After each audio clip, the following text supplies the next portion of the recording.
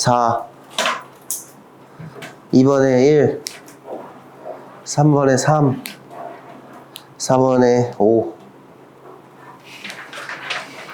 5번에 4, 6번에 5, 7번에 3, 8번에 60, 9번에 2대 3. 마이너스 60. 아, 괜찮아요. 마이너스 60 괜찮습니다. 근데 여기서 크기를 물어봤잖아요. 크기는 절대값 씌워서 쓰라고 하는 겁니다. 알겠죠? 질문 있으시면 빠르게 하고 넘어가도록 하죠. 1번 2번 1, 2, 4 1, 2, 4, 9 끝? 더 있니? 있지? 1번부터 보죠. 운동 상태를 유지하려고 하는 걸 뭐라고 하지, 얘들아? 관성이라고 합니다. 기억은 관성이겠죠? 그럼 니은. 관성은 질량이 크면 관성이 어떻다 했죠? 커요. 질량에 비례해요. 질량에만 비례하는 거야, 관성은. 그래서 우리가 수식적으로 이렇게 볼 수도 있어요. F는 MA 써놓고 힘이 일정한 상황에서 질량이 크면 클수록 가속도는 어때? 작아지죠. 그럼 가속도가 작아진다는 게 많이 변한다든가 조금씩 바뀐다는 거야? 조금씩 바뀌는 거죠. 예를 들면 가속도가 4면 1초마다 4씩 바뀌는 건데 가속도가 2로 줄어들면은 1초마다 2씩 바뀌는 건 조금 덜 변하는 거잖아. 이게 질량이 크면 관성이 크다 이렇게 얘기하기도 하는 거예요. 질량이 크다면 힘이 일정할 때 가속도가 작잖아. 그만큼 더 조금씩 바뀐다. 그러니까 운동 상태가 잘 안 바뀐다. 유지하려는 성질. 니은 틀렸죠? 디귿. 갑자기 멈출 때 관성에 의한 사고를 방지하기 위해서 안전벨트 맨다. 맞아? 우리 갑자기 멈추면 어때? 안에 타고 있던 운전자는 계속 앞으로 가고 싶잖아. 그거를 막아주려고 안전벨트 매는 거죠? 맞는 말입니다. 4번 해주면 돼. 된 거야? 그 다음에 몇 번이었지? 2번.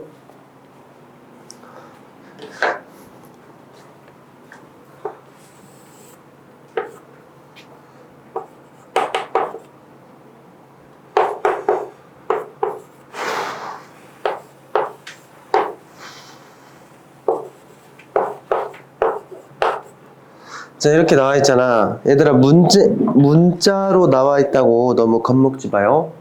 조커 느낌으로 진짜 나올 것 같아요. 근데 이제 똑같이 숫자로 막 엄청 쉽게 풀었다? 근데 이게 숫자 싹 지고 똑같은 문제를 그냥 2km를 m으로 바꾸고 3m/s를 v로 바꾸잖아? 그럼 절반이 틀려요. 그러니까 대비를 해주세요. 한번 봅시다. 똑같아. 하는 방법은 똑같아. 제가 뭐라 했어요? 처음에 뭐 하고 있는지 보라 그랬죠?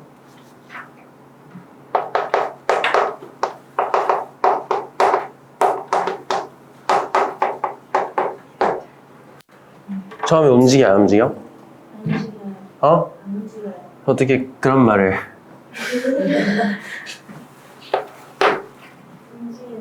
움직입니다. 3V 오른쪽으로 맞지? 가속도 있어요 없어요?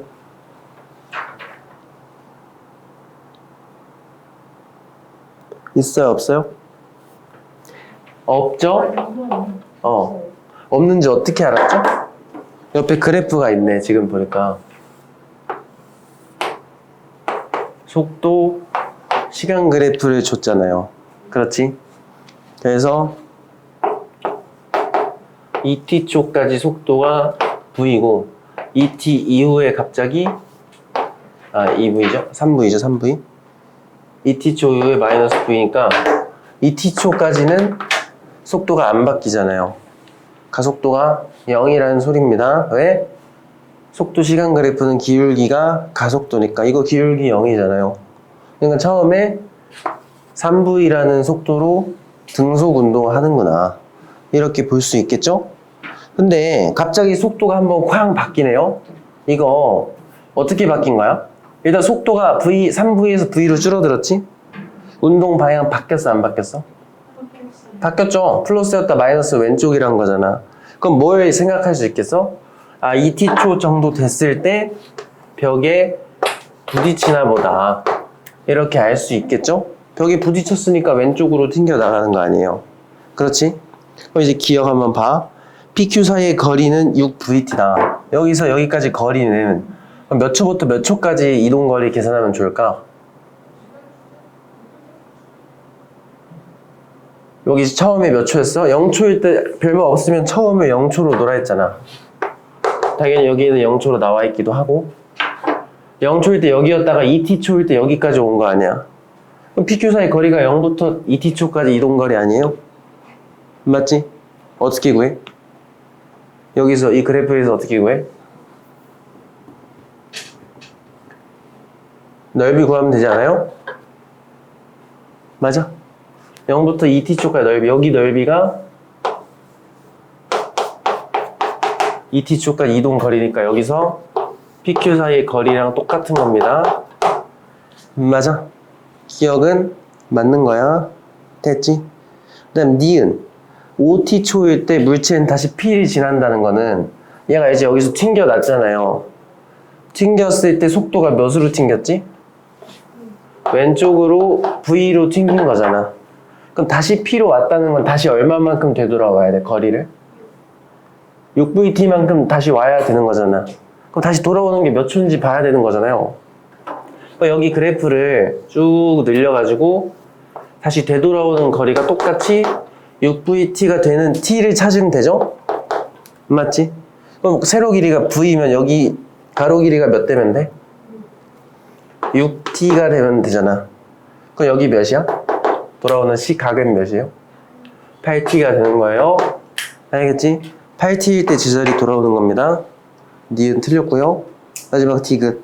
운동량의 크기 T초일 때랑 3T초일 때 비교하라네. 그럼 T초일 때 질량은 M이잖아. 곱하기 T초일 때 속도 몇인데?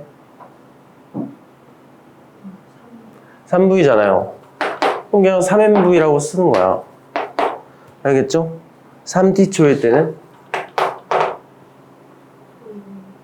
속도가 마이너스 V가 됐으니까 마이너스 MV일 거 아니야.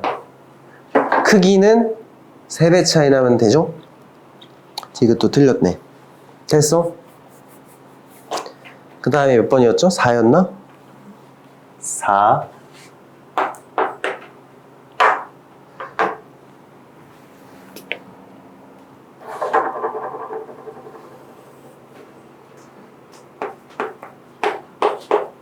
어? 뭐라고?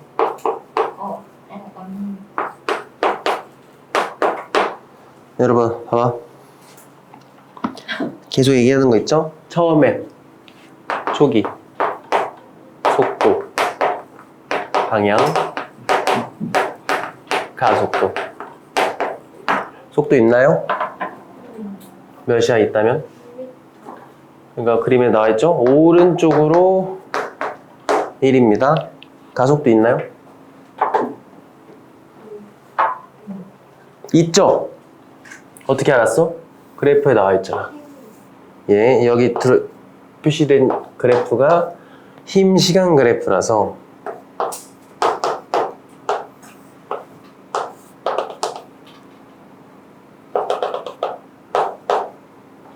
삼 뉴턴이라는 힘이 들어가 있잖아. 그럼 알짜 힘이 있다는 거잖아요. 그래서 가속도가 존재하는 겁니다. 맞지? 사실 구해볼 수도 있어요. F는 MA 집어넣으면은. 그럼 3은 2A니까 1.5겠죠? 근데 이런 문제는 보통은 가속도로 풀으라고 하는 게 아니에요. 왜냐면 우리가 가속도로 풀려면은 그렇게 계산을 하려면 힘이 일정해야 돼요. 그치? 근데 이거 힘이 일정한가? 2초까지는 일정해. 근데 2초 이후에 일정해, 안 해? 2초 후에 증가하잖아. 이러면은 그 사람 손으로 F는 MA 계산할 수가 없어요. 앞으로 할 수 있는데 굉장히 노가다를 많이 해야 됩니다. 그럼 이렇게 힘이 일정하지 않잖아? 그 본능적으로 충격량 하라는 거다. 이렇게 생각을 할 수 있어야 됩니다. 알겠지? 그럼 이제 가속도가 존재한다는 건 알았잖아. 그러니까 존재 유무만 판단해보라는 소리예요. 구할 수 있으면 구하는데 이런 상황은 굳이 안 구해도 되는 상황입니다. 그러니까 우리가 어떻게 움직일지 대충 예상이 된다 했죠. 봐봐. 처음에 1로 움직이고 있었고 앞으로 빨라지겠네. 이 정도 알 수 있잖아요. 그렇지? 그 정도 보면 돼. 기억. 2초일 때 운동량은 6이다. 한번 봐봐. 운동량은 뭐랑 똑같아? 운동량은 우리 딱 충격량 뭐 떠올리면 돼? 뭐의 변화량과 같다? 운동량 변화량과 똑같다. 맞아. 충격량. 그러면 우리가 문제에서 물어본 게 뭐야? 2초일 때 물어봤으니까 0부터 2초까지 충격량 구하면 돼요. 어떻게 구해? 0부터 2초까지 넓이. 왜냐면 힘 시간 그래프에서 넓이가 충격량이니까. 0부터 2초까지 충격량 몇?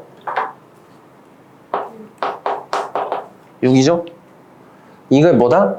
운동량 변화량. 0부터 2초니까 언제가 나중이에요? 2초일 때 빼기 0초일 때 이렇게 가면 되잖아. 우리가 궁금한 게 이거니까 이건 알죠? 이거 몇이야? 0초일 때 운동량 몇이죠? 2죠? 이렇게 나오는 거 아니야? 그렇지? 결론적으로 2초일 때 운동량 몇 나오면 돼? 8 맞아요? 됐지? 기억은 틀렸네. 그 다음 니은 2초부터 4초까지 받은 충격량 뭐야? 여기 넓이, 힘시간 그래프 넓이가 충격량이니까 여기 넓이 구하면 되는 거잖아. 그렇죠? 8이네 8 맞아. 2초부터 4초까지 받은 충격은 8이 되는 겁니다. 니은은 맞죠? 넓이 구해보면 8 나와요. 됐어? 그럼 마지막 4초일 때 속력 물어봤어요. 그럼 두 가지 방법이 있어. 두 개 다 해보죠. 첫 번째 0초부터 해봐. 0부터 4초 충격량은 4초일 때 운동량 빼기 0초일 때 운동량이 되겠죠? 우리 속력 물어봤는데 왜 갑자기 운동량 왜 물어봐? 4초일 때 운동량은 질량 곱하기 4초일 때 속도일 거 아니에요. 이걸 구하면 질량으로 나눠서 속도를 구할 수 있기 때문에 이걸 찾는 거겠죠? 이 방법대로 하면 0초부터 4초 충격량은 여기 전체 넓이 구해주면 되잖아요. 그러면 여기가 6이었고 여기가 8이니까 14가 되겠죠? 그럼 4초일 때 운동량 빼기 0초일 때 몇이었어? 2였잖아. 그렇죠? 그럼 4초일 때 운동량이 16이 되니까 속도는 몇 나오면 돼? 2km잖아, 2km. 8m/s 나오면 되죠? 됐어? 그럼 두 번째 방법은? 사실 두 번째 방법도 아니야. 나 0초부터 4초 귀찮아. 4초부터 할래? 2초부터 4초까지만 하자. 이건 어떻게 하냐? 여기선 뭐가 나중이에요, 그러면? 처음은 2초일 때잖아. 그렇죠? 그럼 2에서 4초 충격량이 몇이었죠? 8이었잖아, 8. 8은 4초일 때 충격량 빼기 2초일 때. 여기 앞에서 구했었죠? 이걸로 8이었잖아, 8. 8.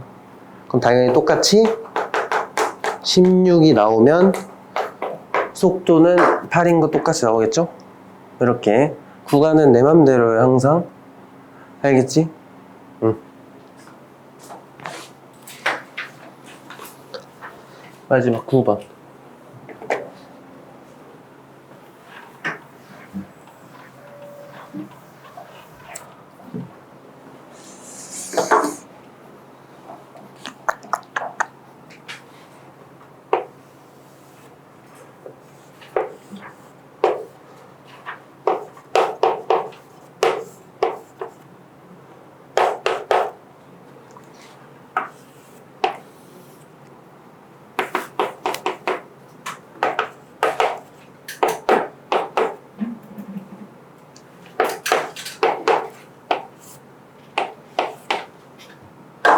자, 한번 봅시다.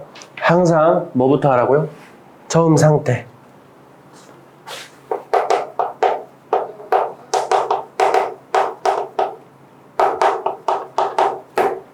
움직여? 문제 읽어보다 보면 정지해 있던 이 기로 상자라고 했죠? 정지인 겁니다. 가속도 있나요? 예, 왜? 힘 있잖아, 힘. 힘이 존재하니까 알짜 힘이 존재하면 가속도 존재한다. 그럼 이제 이 다음에 가속도 계산할 수 있는 점 잠깐 봐. 힘이 일정한지 보란 소리예요. 그래프 보니까 일정하지 않아. 아, 충격량 하라는 거네. 그렇죠? 실제로 문제에서 요구하는 것도 충격량이기도 하니까. 그럼 이제 봅시다. 0부터 1초까지 작용한 충격량이 I1이고 1부터 2초까지가 I2래. 이 비율 찾는 거잖아. 그럼 힘 시간 그래프에서 넓이가 뭔데? 충격량이야. 그럼 넓이 비율 구하는 건데? 여기 0부터 1초면 여기잖아요. 이거 넓이 몇? 3. 1부터 2초. 이거 넓이 몇?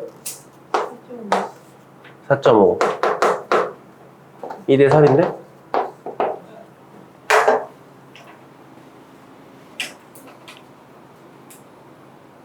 됐나요?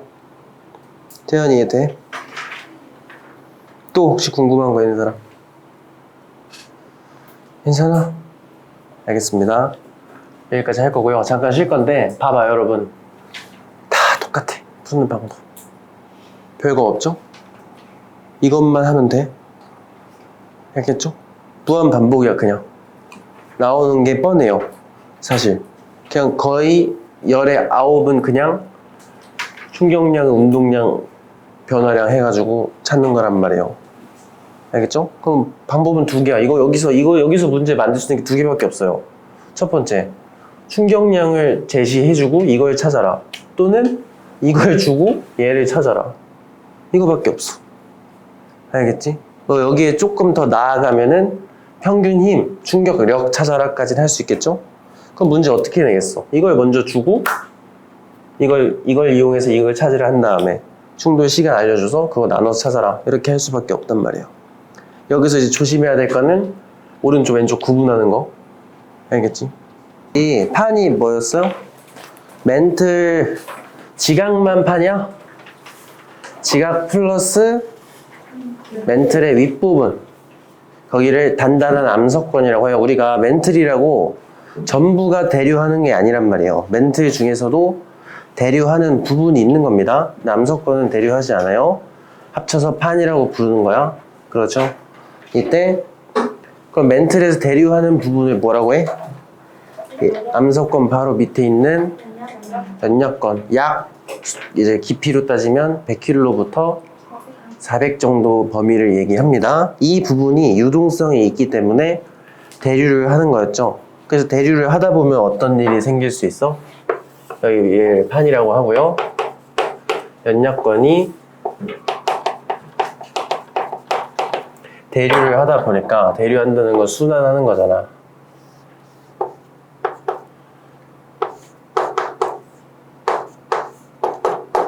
뭐 이런 식으로 대류를 하려면은 이런 식으로 하는 거란 말이야. 그렇죠? 그럼 여기 어때? 여기 얘가 오른쪽으로 가고 얘는 왼쪽으로 가잖아.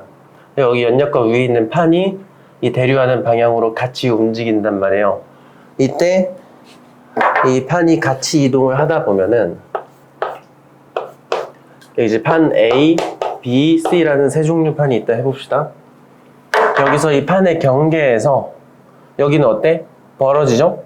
여기는 모이잖아. 이런 판끼리 벌어지거나 모이는 과정에서 다양한 지각 변동이 발생할 수 있다. 이를 판 구조론이라고 합니다. 이때 판의 종류가 두 종류가 있었죠?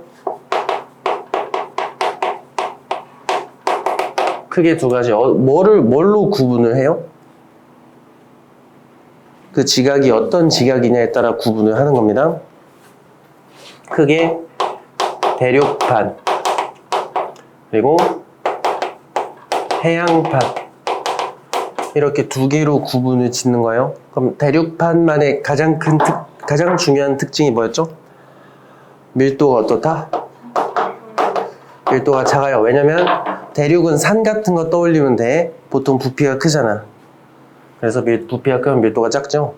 이런 거 기억하시면 되고요. 해양판은 밀도가 크단 말이에요. 그래서 둘이 만나면 이 밀도 때문에 뭐 파고들거나 이제 뭐 습곡이 되거나 이런 현상이 발생을 하는 거죠. 그렇게 기억하시면 되고요. 제가 방금 나눠드린 그림 보시면 뭐 대표적인 판들은 일단은 5대양 6대주 이름을 따라간다고 보시면 돼요. 그래서 그런 거는 자연스럽게 외워질 겁니다. 근데 유라시아는 유럽하고 아시아 합쳐서 유라시아라고 부르잖아. 그래서 유라시아판 엄청 거대한데요. 여기서 조심해야 될 게, 그럼 유라시아판은 해양판이야, 대륙판이야? 저기 러시아 이쪽은 대륙이고 일본도 포함이 돼 있잖아요. 이런 거는 그러니까 모든 판이 딱 잘라서 대륙, 해양 이렇게 나눠지는 게 아니에요. 대부분, 근데 보통은 대부분 이제 대부분을 이루고 있는 거를 이름을 따긴 해.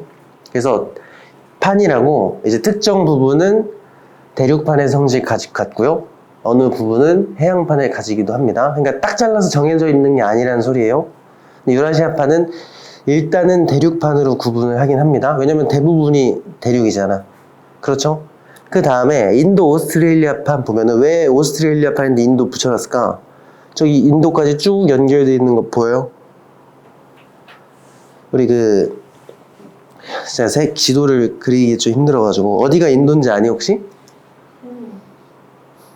그래요. 그 삼각형 삐져나와 있는 거 있잖아.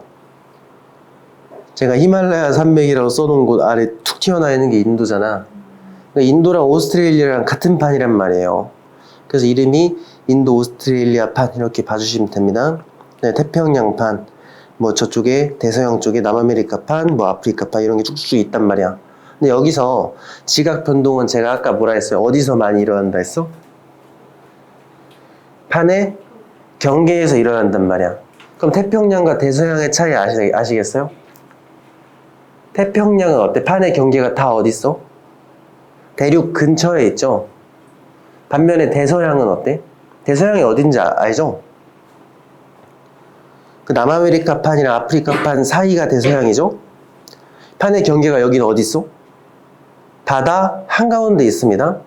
그러다 보니까 우리가 연안이라고 부르죠. 바닷가를 연안이라고 하는데 태평양 연안은 지진이나 화산이 활발하게 일어나는 반면에 대서양 연안은 지진, 화산이, 지각 변동이 거의 일어나지 않는 겁니다. 왜냐하면 대서양은 판 경계가 바다 한가운데 있거든. 이런 특징도 있으니까 기억해 두시면 됩니다. 일단은 여기 기호 같은 건 제가 다시 한번 복습하면서 설명드릴게요. 그래서 발산부터 짧게 빠르게 다시 한번 보도록 하죠.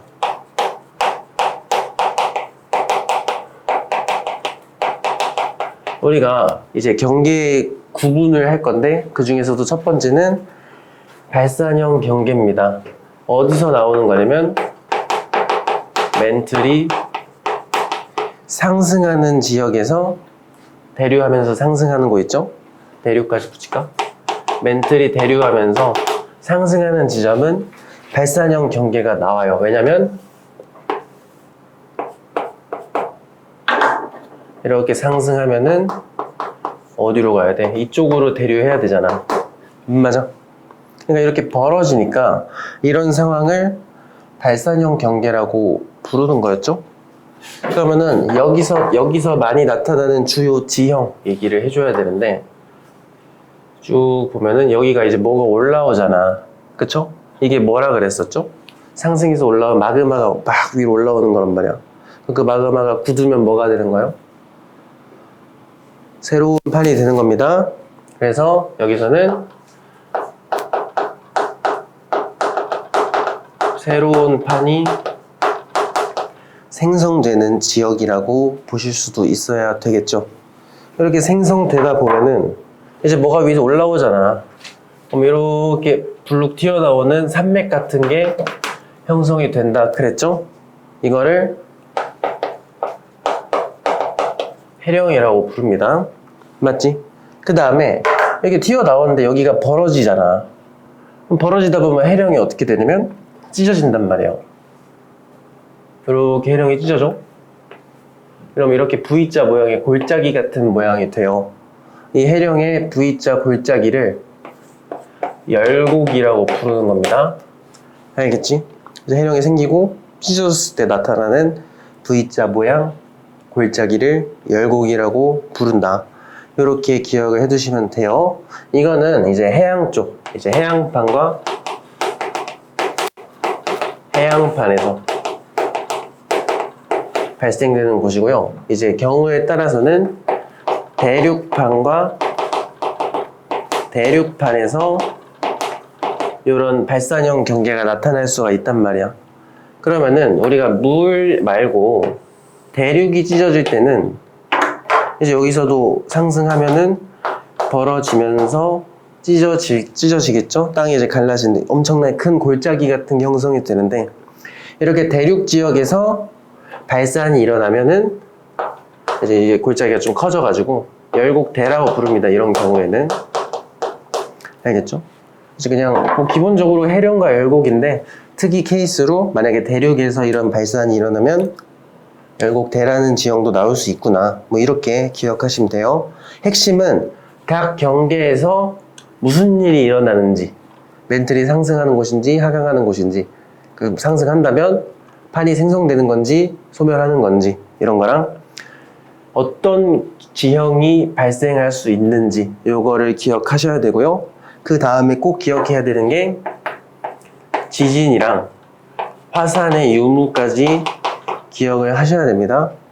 화산은 여기 화산 일어났었나 안 일어났었나? 일어납니다. 왜요? 뭐가 올라오는 거라고? 마그마. 그거 좀 빡세게 올라오면 터지는 거 아니야? 그렇지? 화산이 될 수 있습니다. 알겠죠? 그 다음에 지진.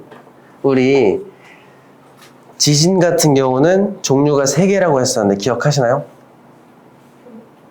잔발, 중발, 신발. 이거는 이제 지진이 시작되는 곳을 진원이라고 한단 말이야. 그 지진의 시작점이 얼마나 깊은지로 구분하는 거예요. 얕을 천자, 가운데 중자, 깊을심 이렇게 써가지고. 알겠죠? 이거는 땅이 결국에 지진이 왜 일어나? 땅이 흔들리니까 일어나는 거 아니야? 그럼 벌어지는 거잖아. 뒤에 나오겠지만 이렇게 처박는 거에 비하면 벌어지는 거는 지진 강도가 그렇게 세지 않겠죠? 물론 이것도 셉니다. 근데 이제 이거랑 비교했을 때는. 근데 여기서는 얕은 지진. 그래서 천발 지진 정도 발생한다. 이렇게 기억을 하셔야 된다. 알겠죠? 발산형이었고요. 두 번째, 수렴형.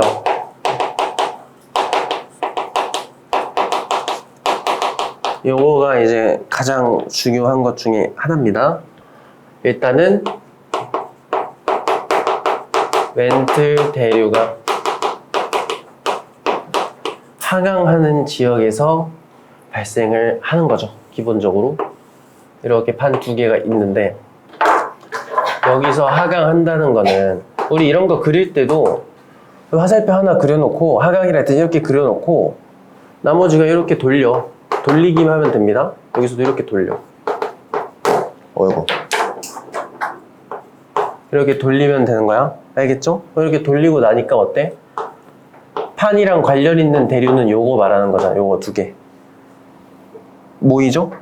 그래서 수렴한다 해서 수렴형 경계가 되는 거지. 그 다음에 어떻게 보면은 지금 땅이 밑으로 꺼지는 거잖아. 그렇죠? 그래서 이 지역에서는 판이 소멸한다. 이렇게 보실 수도 있는 겁니다.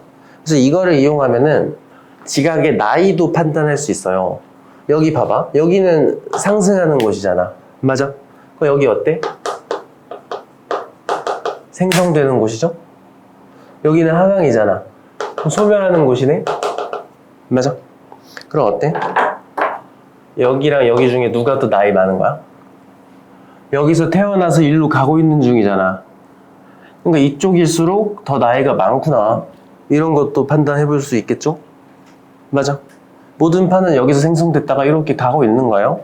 맞지? 그리고 판마다 이동 속도가 어떻다 했죠, 여러분? 다 달라요. 방향도 다 다르고. 그러니까 부딪히지. 그렇죠?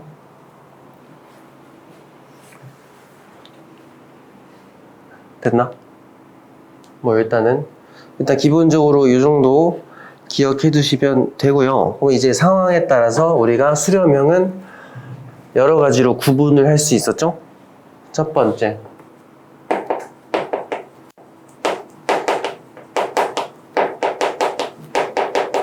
충돌형 경계.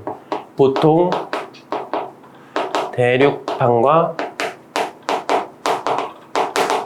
대륙판이 서로 수렴할 때 충돌형이라고 부릅니다. 이거 같은 경우 한번 봐봐. 대륙끼리 서로 수렴을 하는 거죠. 그럼 대륙은 밀도가 어떻다 했죠, 여러분? 작잖아.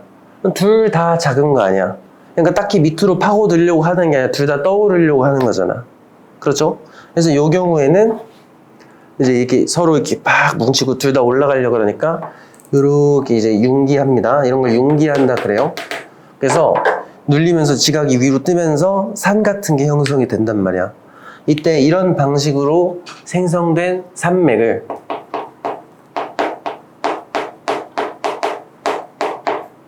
습곡산맥이라고 부르는 거죠. 맞지? 그래서 충돌형에서는 습곡산맥만 형성이 되는구나. 이렇게 기억을 해두시면 되고요. 지진 보조. 일단은 부딪히는 거죠, 둘이 부딪히는 거다 보니까 얘보다는 세겠죠?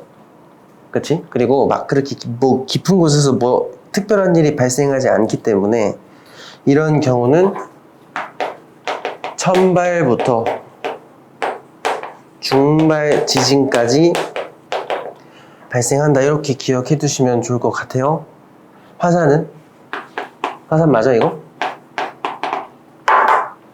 화산인지 아닌지 판단할 때는 밑에서 뭐가 올라오는지 봐야 돼. 얘 뭐 올라와? 내려가기만 하잖아. 그렇죠? 이거 화산이 아니에요. 알겠지?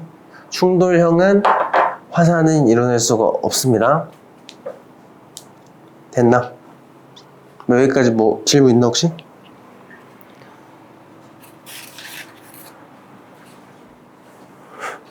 됐지? 말이 없으니까 알 수가 없네요. 수빈이 맞아? 됐어? 놔둬라고 하면 안 되는데. 잘 알았길 바라겠습니다. 두 번째, 가장 중요한 거죠.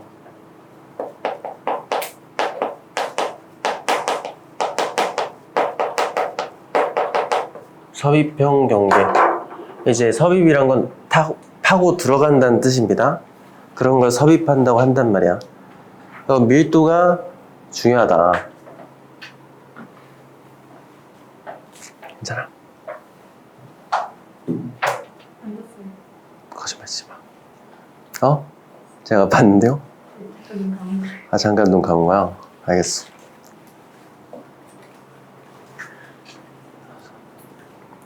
섭입형 경계. 그럼 밀도랑 파고들려면 밀도가 커야 되겠죠? 그래서 여기서부터 해양이 껴들어갑니다.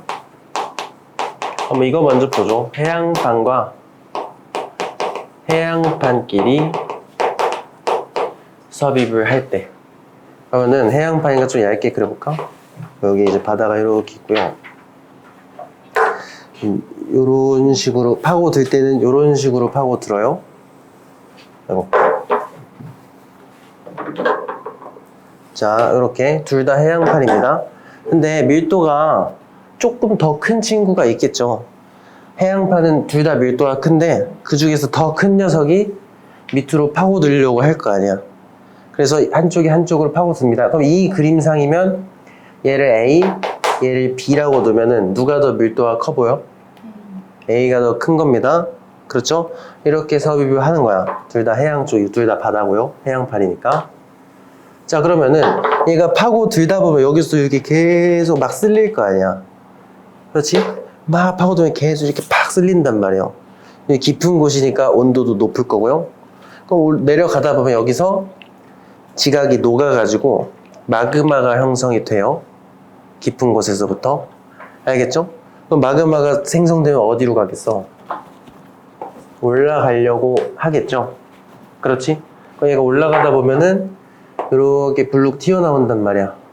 맞지? 이런 식으로요. 이렇게 뭐 섬처럼 된단 말이야. 맞아?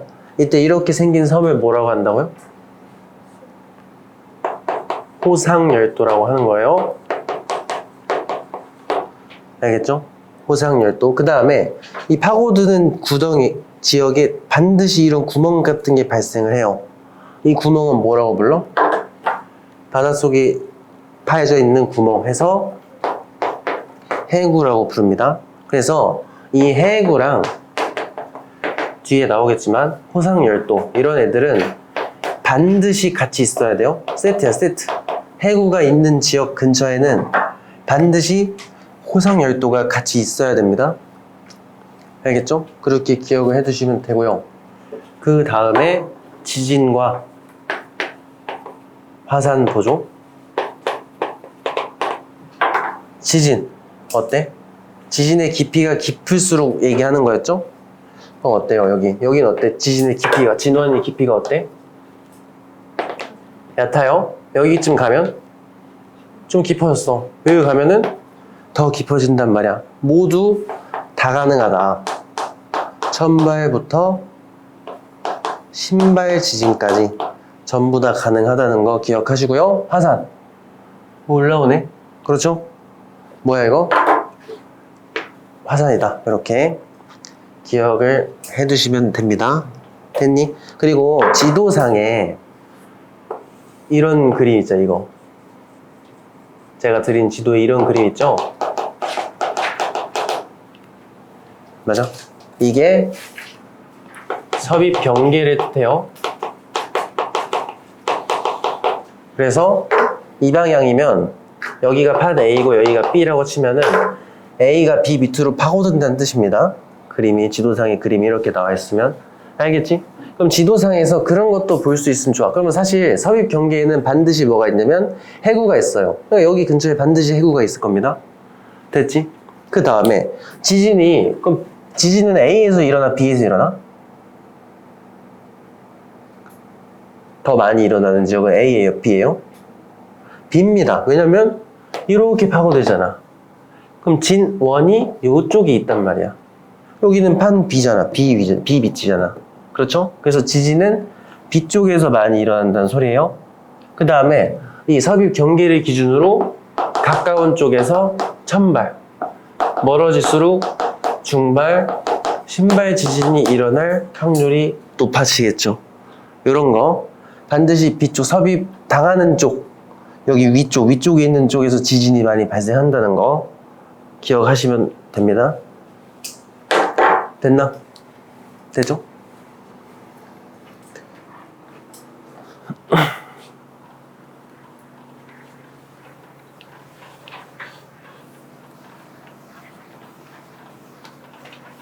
그 다음에 섭입형 경계 하나 더 있습니다. 아이고.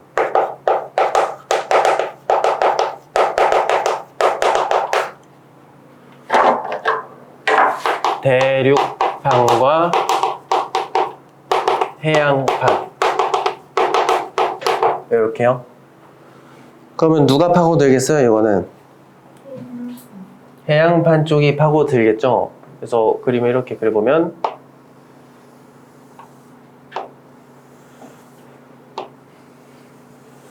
이렇게 그려지면은 이쪽이 바다가 되겠죠. 얘는 A는 해양판, B가 대륙판이 되겠네. 맞지?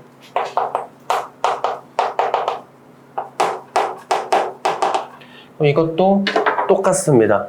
여기 바다 쪽에서 생기는 뭐가 생기는가? 구덩이. 해구가 섭입형에서는 반드시 생긴다고 보시면 돼요. 그 다음에 여기도 똑같겠네. 밑으로 이제 파고들다가 여기 뜨거워져서 마그마가 생성될 거 아니야. 그렇죠? 생성된 마그마가 올라온단 말이에요. 올라오다 보면은 이렇게 이제 올라오겠죠. 됐지? 이렇게 올라오는 기준을 좀 설명을 드리면 해구는 반드시 있어야 돼요, 여러분. 그럼 해구랑 여기서도 호상 열도가 생길 수 있어요. 우리가 대륙판이지만 살짝 그 연못 마냥 물에 잠겨 있는 경우가 있단 말이에요. 그렇지? 일본이 그렇습니다. 우리나라랑 일본이랑 이어져 있어요. 같은 유라시아판 소속이라서. 근데 일본은 대륙판인데 여기서 섭입이 돼가지고 태평양판이 유라시아판에 섭입이 되면서 대륙판이 좀 올라온단 말이야. 그럼 이제 물에 잠겨 있으니까 물 위로 조금만 삐져나올 거 아니야. 빙산의 일각인 것처럼. 그래서 일본은 호상열도에 속합니다. 알겠죠? 대륙판에서 생기는 호상열도 이렇게 보시면 돼요. 근데 이 윤기가 이제 지각이 올라오는 현상이 매우 심하거나 아니면 바다가 물에 안 잠겨 있을 수도 있잖아. 맞지? 그런 경우에는 해구 플러스 습곡 산맥이 생기기도 하는 겁니다. 그러니까 해구는 반드시 있는 거고요. 주변 상황에 따라서 만약에 물에 좀 잠겨 있는 지역이면 호상 열도가 생길 수 있는 거고요. 물이 없어. 근데 이제 올라가는 게 좀 세게 올라가. 이러면 해구 플러스 습곡 산맥이 생기기도 한다. 이렇게 기억해 두시면 됩니다. 됐나요? 나머지 내용은 똑같습니다. 우리 이제 지진 뭐뭐뭐 생기겠어? 천발부터 신발 지진까지 전부 다 가능한 거고요. 화산. 이거 화산이 저 올라오는 거니까 화산이 될 수 있단 말이에요. 그렇지? 그래서 이거 저번 주에 잠깐 했었는데 이것 때문에 안데스 산맥과 히말라야 산맥을 구분하실 수 있어야 된다 했죠? 그거는 좀 이따가 한 번 더 보죠. 여기부터도 새로운 거죠?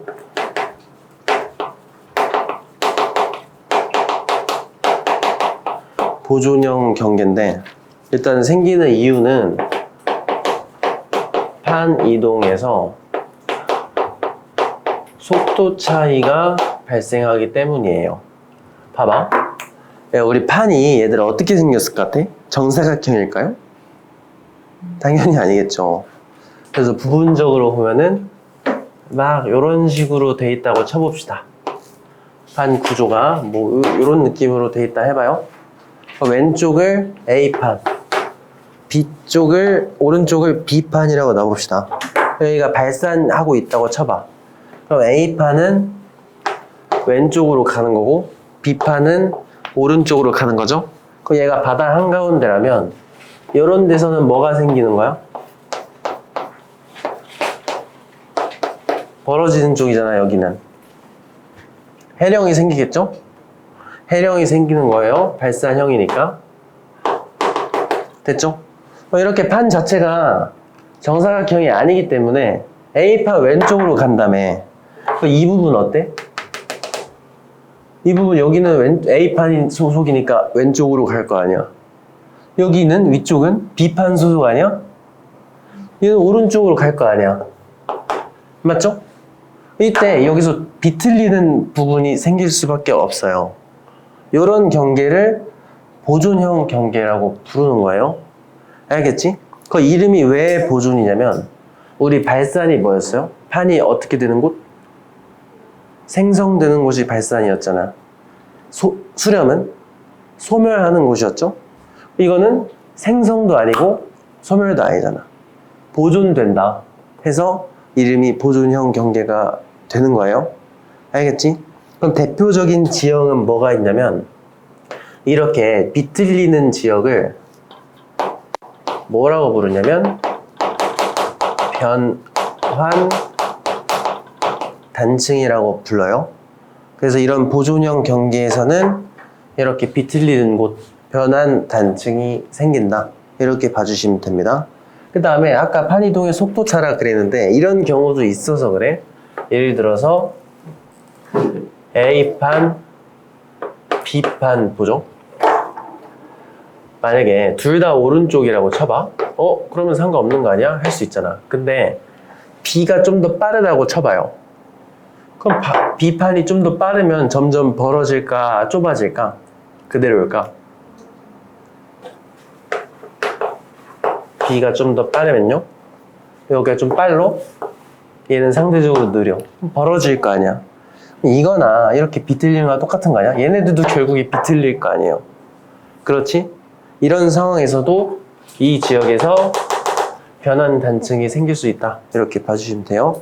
지도상에서는 이렇게 짝대기 그어 놓으면은 변환 단층이라는 소리예요. 알겠지? 그래서 그 교재에 보면은 저희 책 교재 보시면은 97쪽에 막 짝대기 짝짝짝 그어져 있는 거 있잖아. 그치? 그런 게 다 변환 단층이라는 소리입니다. 알겠니? 됐나요? 그래서 대서양 중앙 해령에 변환 단층이 굉장히 많은 거를 볼 수 있죠. 이게 다 판 자체가 정사각형이 아니니까 이런 식으로 모양이 나는 겁니다. 이런 거를 변환 단층, 그러니까 보존형 경계라고 하는 거예요. 그럼 봐봐. 지진 봐야죠, 이제.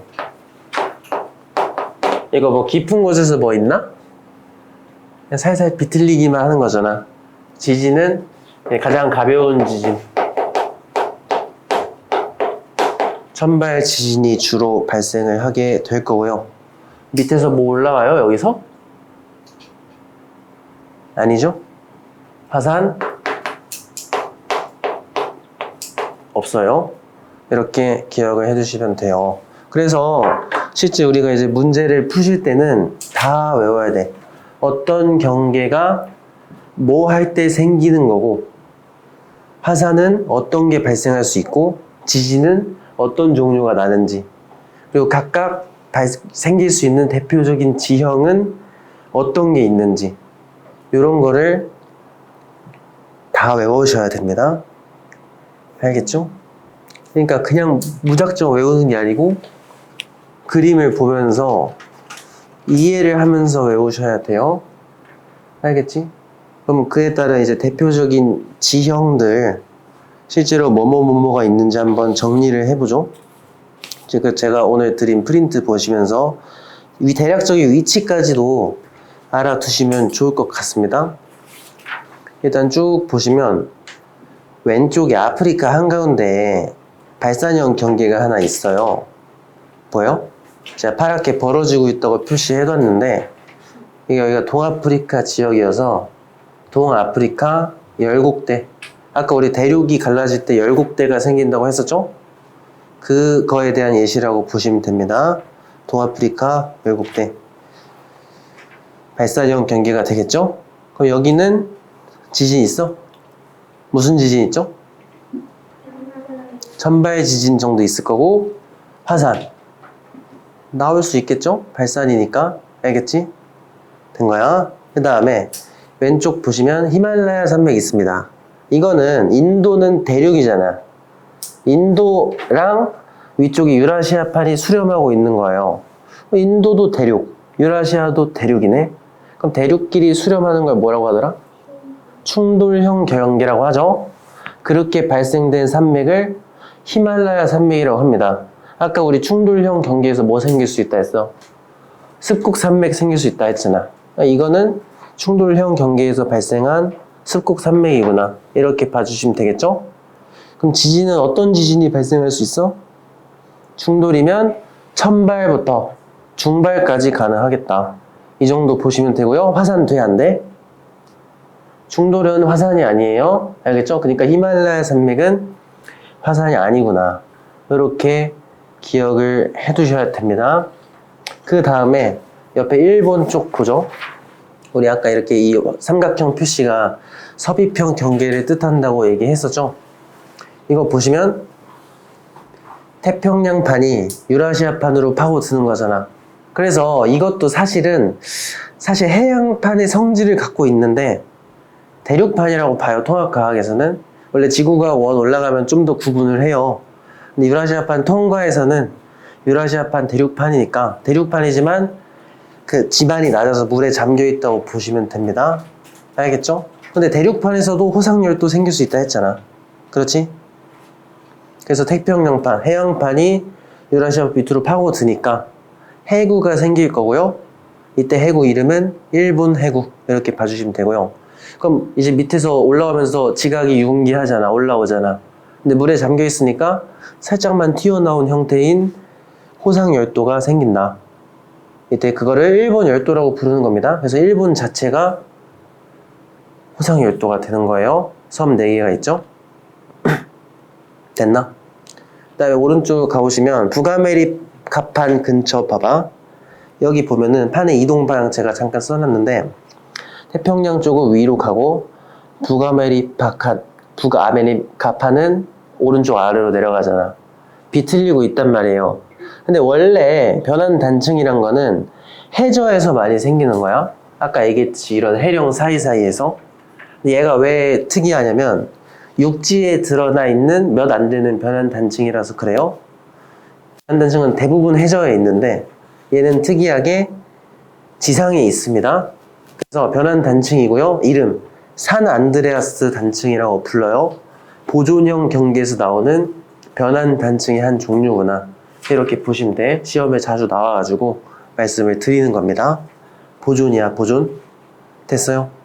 그다음 밑으로 내려가다 보면은 태평양판은 왼쪽으로 가고 나스카판이 오른쪽으로 가면서 벌어지는 지형이 나오잖아요. 이렇게 기본적인 해양판끼리 벌어질 때 뭐가 발생된다 했죠? 해령이 생기겠지? 그래서 동태평양 해령 이렇게 부르는 겁니다. 무슨 지진? 천발. 화산? 있어 없어? 됩니다. 됐죠? 그 다음에 나스카판 오른쪽 나스카판이 해양판이니까 대륙판인 남아메리카판으로 파고든단 말이에요. 그때 그럼 파고들면 뭐가 생겨? 해구 반드시 생깁니다. 이때 여기는 페루 칠레 해구라고 부르는 거야. 페루 칠레 해구라고 부르고요. 여기서 대륙판에 파고들면 호상열도가 생기기도 하지만 그 올라오는 게 심하면 습곡산맥이 형성되기도 한다 했잖아요. 이때 여기서 해구 플러스 습곡산맥에 대한 예시가 되는 겁니다. 맞지? 이 습곡산맥을 안데스 산맥이라고 불러요. 맞아? 무슨 지진? 서비평이니까 천발, 중발, 신발 모두 가능하고요. 화산 돼, 안 돼? 서비에서 생기는 거는 화산 돼요. 그럼 이제 이 안데스 산맥은 어떤 거야? 똑같은 습고 산맥이지만 화산이고요. 히말라야는 충돌이니까 화산은 아닌 거야. 이거를 구분하실 수 있어야 돼요. 그냥 히말라야 안데스만 보고도 구분할 줄 알아야 돼. 됐지? 마지막으로 대서양 중앙해령. 그냥 기본적인 발산형 경계가 되겠죠? 천발 지진 가능하고 화산 가능하다. 이렇게 대표 진짜 자주 나오는 것만 담아놓은 거거든요. 만약에 나중에 제가 학교 프린트 받아서 여기 없는 거 있으면은 총정리할 때 한 번 더 교과서랑 프린트 맞춰서 정리해 드리겠습니다. 일단 얘네들은 반드시 외워야 돼요. 너무 중요하고 너무 자주 나오는 친구들이라서 위치까지 대략적으로 알고 있어야 됩니다. 알겠죠? 넘어가도 될까? 일단은 이론적인 건 끝. 남은 건 뭐가 있냐면 그냥 기타 등등 외워서 푸는 것들 있잖아. 그래서 우리가 화산 활동에 대해서 화산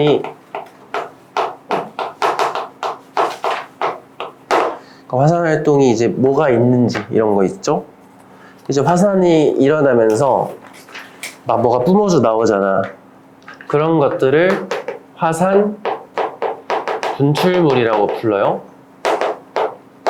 그럼 이 화산 분출물은 물질의 상태에 따라서 세 개로 구분을 짓습니다. 화산가스, 용암, 그리고 화산 쇠설물. 이렇게 가스는 뭐야? 기체죠? 용암은 액체. 화산에서 튀어나오는 고체 물질들을 화산 쇠설물이라고 부르는 거예요.